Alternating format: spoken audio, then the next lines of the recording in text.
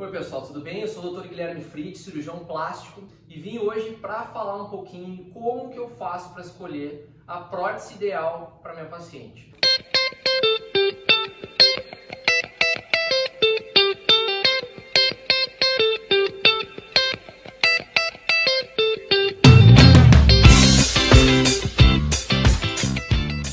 Bom, tudo vai partir do exame físico, então eu sempre digo para o paciente que mamoplastia é um assunto bastante complexo, não é somente inserir uma prótese na mama da paciente.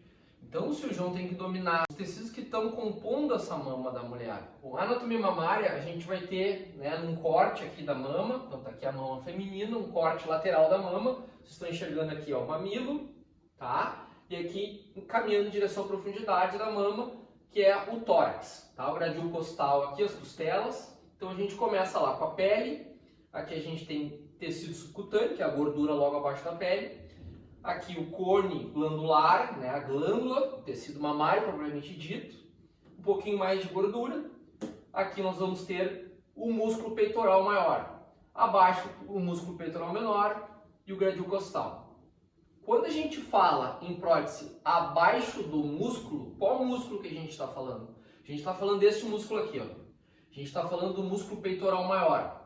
O músculo peitoral maior, ele vai receber a prótese, a gente vai fazer um espaço aqui entre ele e o gradil costal e aqui vai ficar acomodada a prótese, tá? Quando a gente fala em prótese abaixo da glândula ou acima do músculo, que é a mesma coisa, a gente vai colocar neste espaço aqui, ó. Tá vendo essa gordurinha aqui, ó? A gente vai descolar a glândula e vai criar um espaço entre o músculo e a glândula. Então, é uma loja subglandular ou acima do músculo. Esse é o primeiro conceito. Outra coisa muito importante para a gente determinar qual prótese a gente vai utilizar na paciente, e eu diria que essa é a mais importante, é a medida da base mamária. Tá? A gente vai sempre relativizar a base da mama ao diâmetro do implante que a gente vai usar. Nunca devemos extrapolar a medida da base com a medida da base do implante. Tá? Então a base mamária deve ser leve e ligeiramente maior do que a base do implante. Do contrário, nós vamos ter um resultado como se fosse uma bolsa que está muito cheia. Então vai ficar aquele resultado exageradamente marcado, artificial. Tá? Paciente que busca um resultado mais harmônico, mais natural, a gente tem que respeitar isso aqui. É a primeira coisa, a lógica inicial. A escolha da prótese para essa mulher vai ser sempre um modelo de prótese com suas medidas que vão ficar adequadas às medidas que o cirurgião tira da paciente no consultório. Então a gente vai ter a base da mama, como eu falei, a gente vai ter a medida de elasticidade dessa mama, quanto que essa mama vai suportar volume dentro dela, se ela é mais ou menos elástica. E aqui também entra o conceito de tirar ou não pele. Quando a gente tem muita elasticidade, pode ser que a prótese fique muito folgada e com o passar do tempo, precocemente, essa mama caia. Então, nesses casos, a gente tem que fazer a mastopexia, que é a cirurgia de suspensão mamária ou cirurgia de ajuste de pele. Mas a gente está falando aqui de mamoplastia de aumento, especificamente. Então, aqui a gente consegue ver essa elasticidade, que eu chamo de complacência. Complacência é a capacidade que aquele espaço tem de receber a prótese, tá? E aqui uma outra medida importante, que é a medida da distância do mamilo ao sulco inframamário. Então nós tiramos essas medidas. Na prática, o cirurgião tem essa tabela na cabeça. Então a gente tendo essas medidas, a gente vai relativizar com as medidas que a gente tem disponível de implantes no mercado. Então as diversas marcas, os diversos modelos, nós temos essas medidas aqui. Nós vamos jogar na tabela, a grande maioria dos cirurgiões já tem essa tabela na cabeça. E a gente vai escolher então implante de 350 ml, projeção alta, projeção extra alta, redondo, cônico e assim vai. Tá entendido? Quando que a gente decide se vai ser abaixo ou acima do músculo? Como que a gente faz essa decisão? Como que a gente toma essa decisão? Então essa decisão é baseada na cobertura. A gente imagina um implante numa cama. Esse implante ele está coberto por um lençol, esse implante está coberto por um edredom.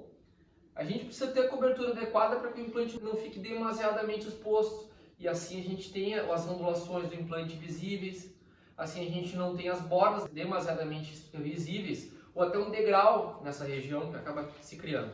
Então, para paciente que tem um pinçamento, que é o exame que a gente faz para determinar se a espessura de pele, gordura e glândula, pinçamento menor de 2 centímetros, a gente tem necessariamente que usar o músculo, porque senão a prótese vai ficar muito exposta.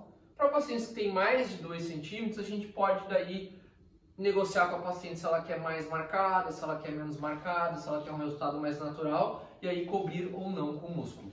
Não é definitivo de queda, ou seja, não é porque eu vou botar abaixo do músculo que essa prótese vai cair menos. Eu já falei várias vezes aqui no meu Instagram, nas minhas redes sociais, e eu falo isso no consultório direto. Nós temos estudos científicos que comprovam que não é o plano de colocação da prótese que determina a queda, são outros fatores anatômicos, de elasticidade, tamanho, peso mamário, que vão determinar se essa prótese vai cair mais cedo ou mais tarde. Tá? Todas as mamas no dia caem, infelizmente, é por isso que a gente sempre pede que as pacientes usem adequadamente o sutiã. Tá? Mas a gente está aqui então pensando que agora a gente sabe por que colocar uma prótese abaixo ou acima do músculo, a gente sabe como que eu determino o diâmetro da base e assim também o volume dessa prótese. Tá? O volume da prótese que é? A área da base vezes a altura, que é a projeção, se é extra, alta, se é moderada ou se é baixa. Então o cirurgião tem essa matemática, essa geometria espacial na cabeça, e ele consegue determinar baseado no desejo da paciente. É sempre importante dizer que, claro que a gente vai ter uma margem, a matemática não é exata, a gente pode jogar um pouquinho para mais, um pouquinho para menos, e aí jogar se o resultado vai ser mais artificial, se o resultado vai ser um pouquinho menos marcado, ou se ele vai ser bastante natural, a ponto de olharem e ninguém perceber que essa paciente tem prótese. Existem pacientes que querem mais para um lado, existem pacientes que querem mais para o outro. Tá certo, pessoal? Então esses aqui são os métodos que eu uso no consultório. É muito importante perceber que existe uma complexidade envolvida nessa escolha, que não é a partir de uma foto no Instagram, uma foto no WhatsApp, que muitas pacientes acabam enviando para os médicos, que a gente consegue definir. A gente precisa da presença da paciente no consultório para bater o martelo de qual é a melhor opção para ela, qual é a melhor técnica.